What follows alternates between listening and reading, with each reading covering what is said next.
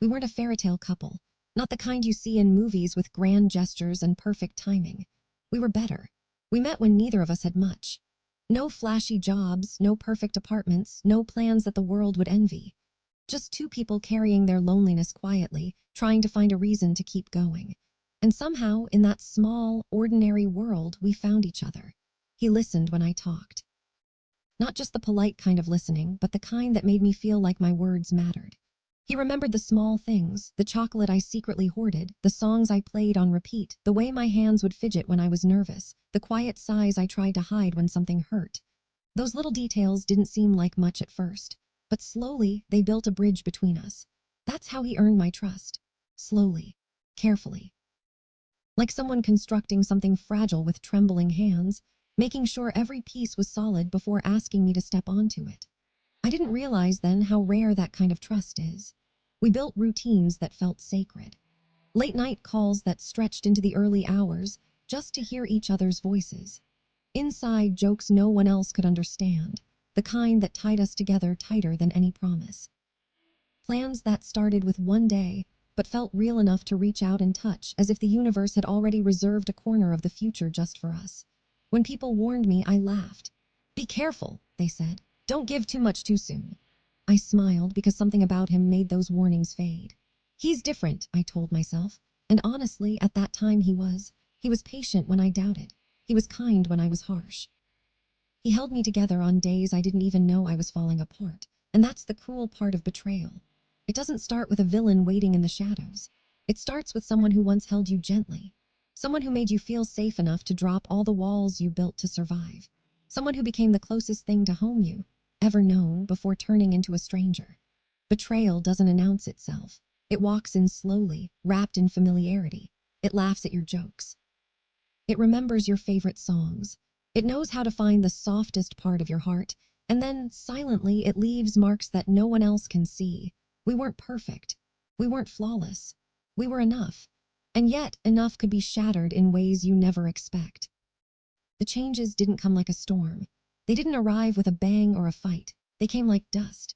Tiny particles floating in the air, so easy to ignore, so easy to wipe away at first. It started small. He would reply late to messages. Not hours late, just a little delayed, but enough to make me glance at the clock again, question myself, wonder if I said something wrong. Then the messages got shorter. One-word replies, polite, but cold. The laughter in his texts disappeared, replaced by neutral emojis, as if our connection was being folded neatly into something smaller, less noticeable. Calls became excuses. Busy, tired, can we talk later? Plans became maybe. And then we'll see. The warmth we once shared was replaced by effort, an effort I could see but didn't want to name. When I asked what was wrong, he laughed it off. Tired. Busy. You're thinking too much. And I believed him. I believed him when he turned his phone face down the moment I entered the room. I believed him when he stepped outside to take calls that sounded too long, too quiet, too secretive. I believed him when my chest tightened for no reason at all. Because love trains you to doubt yourself before you doubt the other person. And deep down, my heart was screaming. But I silenced it. I ignored the subtle signs. I dismissed the uneasy feeling that grew in the pit of my stomach. I pretended everything was normal. And the cruelest part? By ignoring it, by convincing myself that everything was fine, I was giving him space to hide. I was teaching myself to accept the pieces of our relationship that were quietly slipping away. Because betrayal doesn't scream. It whispers. It hides in the gaps between messages. In the silence when a call ends. In the empty space where warmth used to be. And I kept silencing the warning signs, one by one, until the truth was quietly gathering strength behind my back, ready to break everything I had built. One evening his phone lit up, just for a second. A tiny glow in the dark living room caught my eye, and for a heartbeat I saw it. A name, I won't say it here. Names carry weight. Some names feel light, familiar, safe. Others carry a lie. That one carried a lie. It wasn't bold. It wasn't screaming at me from the screen. It was quiet, casual. But it hit me harder than any confrontation could. I asked casually, pretending it didn't matter because I didn't want him to see my heart tight. Who's that? He didn't answer right away. That pause, it was tiny, just a fraction of a second, but it was loud. It echoed in my chest, rattling the calm I had built around myself. A coworker, he said, too fast, too precise, too rehearsed. Then, as if that little explanation was enough, he changed the topic. The glow of his phone went dark and the moment seemed to disappear, but it didn't. It lingered in my mind like a shadow I couldn't shake. That night I couldn't sleep. Not because I knew the truth, but because my heart already did. Every laugh, every late reply, every tiny lie replayed in my mind. I wasn't imagining things. I wasn't overthinking. I was beginning to see the truth. I didn't confront him, not yet. I watched. I paid attention to the small things, the things I used to ignore, the things I used to excuse. I noticed patterns, times when he was always busy, moments when he disappeared without explanation, stories that almost made sense but not quite.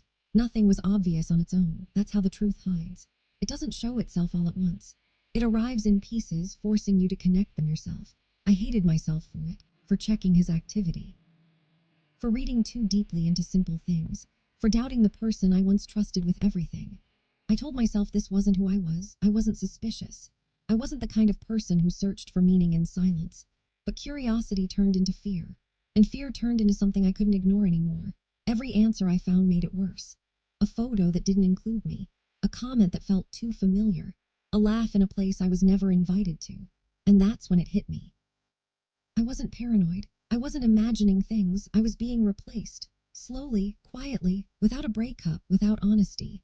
He wasn't leaving all at once. He was fatting me out, erasing me in pieces. That realization hurt more than any argument ever could because it meant he didn't need me anymore. Not enough to fight. Not enough to explain. I sat with that truth for a long time, letting it settle. Letting it burn. And in that silence, I understood something painful and clear. Love doesn't always end with goodbye. Sometimes it ends with absence. And once you see it, you can never unsee it. The truth came on a random day. No drama, no argument, no ominous feeling in the air, just a message, not from him, from her. I remember the way my phone lit up. The way her words appeared on the screen, calm, almost casual. She didn't insult me. She didn't try to hurt me. She didn't beg me to believe her. She just told me everything. How long it had been going on. How often. How he had told her I was just someone from the past. I stared at the screen until my hands went numb. The words blurred. The light of the phone seemed too bright. The room around me faded. Time slowed. And in that moment it felt like the world didn't break loudly, it just went silent. That was the moment love turned into something else. Not hatred. Not anger. Not the kind of rage movies show you. Clarity. The kind that makes every little doubt, every uneasy feeling, every skipped message, every late night call, every tiny lie make sense all at once. I felt disbelief and sharp focus. My heart hurt, yes, but it wasn't the kind of heartbreak that blinds you. It was a heartbreak that woke you. That cleared the fog of ignorance and forced you to see the truth in its raw, undeniable form. People expect tears. They expect the dramatic heartbreak. The shouting, the collapsing on the floor, the desperate begging for explanations that may never come. I didn't cry. I sat there calm, too calm even for me. Because when your heart finally stops hopping, your mind wakes up.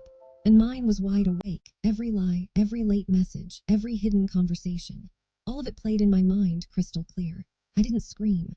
I didn't beg. I didn't confront him, not yet. I simply smiled. It was a quiet, controlled smile. The kind of smile that doesn't come from happiness. The kind that comes from knowing something others don't. And that smile wasn't forgiveness. It was preparation. Preparation for the moment he thought he was untouchable. Preparation for the moment the truth would hit him, not as a surprise, but as justice he could never ignore. I let him talk. I let him lie. I let him live comfortably in his lies while I quietly gathered the pieces. Because drama would have given him power. Drama would have warned him. Drama would have allowed him to rewrite the truth again. Silence didn't. Silence let him relax. Silence let him feel safe. Silence made him careless.